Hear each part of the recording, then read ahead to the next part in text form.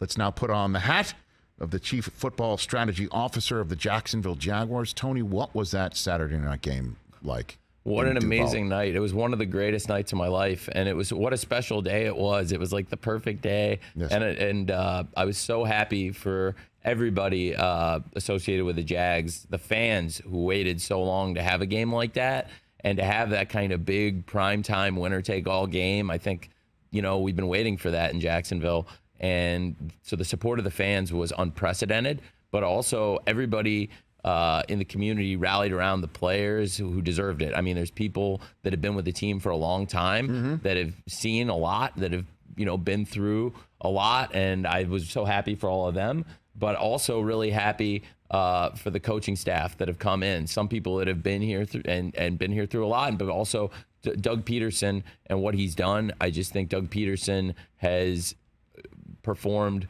a miracle. He's come in and done an amazing job and rallied the locker room. And from where we were at 2-6, 3-7, his confidence never wavered. I was there every step of the way, every game, with him before he addressed the team, and yes. He never stopped believing. He said when we were 2-6, 3-7, and I never stopped believing, and in part because Doug never stopped believing. We were 2-6, 3-7. Doug always said this is going to come down to the last week. Week 18. He said it's going to come down to week 18. He always said it's going to come down to week 18. We never wavered, and then that's it happened. amazing. It's what it did, and it came down that way. And again, I know it's definitely a turning point. Everybody keeps pointing to was the London game. The game in London, and I know that's also significant for your family as well in London, in Wembley, and that he threw those interceptions and took it upon himself to say, I don't want to feel that way again. And damn, was he really putting his money where his mouth is right there. What's your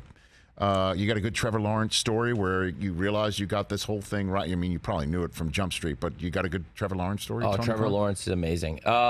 I think Trevor Lawrence, a great story about Trevor Lawrence. I mean, first of all, there were games this season earlier when we were 2-6, 3-7 along the way where Trevor Lawrence really, for the first time, I saw coming up in the locker room and telling people that wasn't acceptable. And he would say those words. There was one time he did, and I think that helped.